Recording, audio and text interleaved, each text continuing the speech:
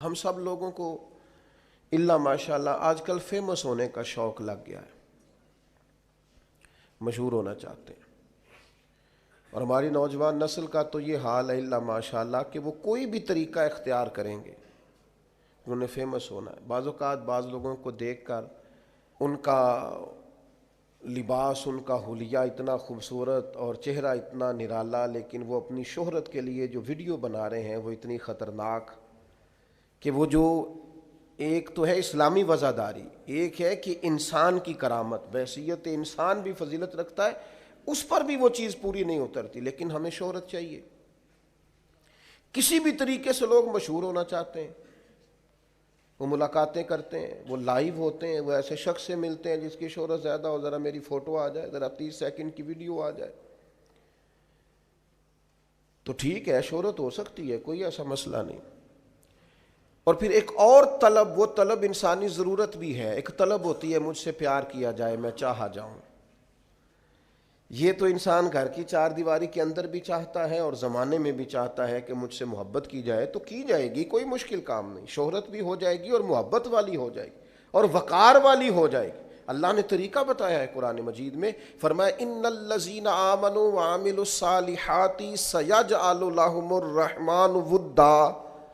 بے شک وہ لوگ جو ایمان لائے اور جنہوں نے نیک اعمال کیے، رحمان لوگوں کے دلوں میں ان کی محبت پیدا فرما دے گا۔ آپ پیارے ہو جائیں گے، لوگ آپ سے محبت کریں گے۔ لیکن اگر آپ یہ چاہیں کہ میں اللہ کا نافرمان رہوں اور لوگ میرے فرما بردار رہیں، یہ کیسے ہو سکتا ہے؟ جب تو اللہ کی نافرمانی کرتا ہے نا، تو پھر جس نے تیری فرما برداری کرنی ہوتی ہے وہ تیری نافرمانی کرتا ہے۔ یہ جو شکایت کرتے ہیں نا، ایک باریک پہلو کی طرف توجہ کرا رہا ہوں، سب لوگ ایسے نہیں ہوتے۔ بیٹا تو جناب نوح کا بھی نافرمان نکل آیا تھا علیہ السلام، سب تو ایسے نہیں ہوتے۔ لیکن میں اپنے اور اپنے بعض دوستوں کی تربیت کے لیے بات عرض کرتا ہوں کہ یہ جو ہم کہتے ہیں میری اولاد بھی نافرمان ہو گئی اور شاگرد بھی نافرمان ہو گئے اور جن کو میرے ماتحت بات ماننا چاہیے تھی وہ بھی نافرمان ہو گئے، تو ایک باریک بات پر غور کریں۔ فرماتے ہیں جب تو اللہ کا نافرمان ہے تو پھر جنہوں نے تیری فرما برداری کرنی تھی وہ تیرے نافرمان ہو گئے۔ حضرت عبداللہ ابن مبارک رحمۃ اللہ علیہ گھوڑے پہ سوار ہوئے تھے، آپ کا گھوڑا ہمیشہ آپ کو سواری کراتا تھا، سفر کرتا تھا، لیکن اس نے آج کچھ ضد کی، کچھ تکلیف پہنچائی، تو حضرت عبداللہ ابن مبارک نیچے اترے، توبہ کے نفل پڑھے، رو پڑے۔ حضور کیا ہوا؟ فرمانے لگے مجھے لگتا ہے آج مجھ سے میرے رب کی کوئی نافرمانی ہو گئی، اس لیے کہ یہ ہمیشہ میرا فرما بردار رہتا تھا، آج جو اس نے ضد کی ہے تو اس کے پیچھے کوئی حکمت کار فرمان۔ لیکن ہم تو چونکہ بڑے اعلیٰ قسم کے لوگ ہوتے ہیں، ہم کہتے ہیں یاد نہیں کبھی کسی کا دل دکھایا ہو،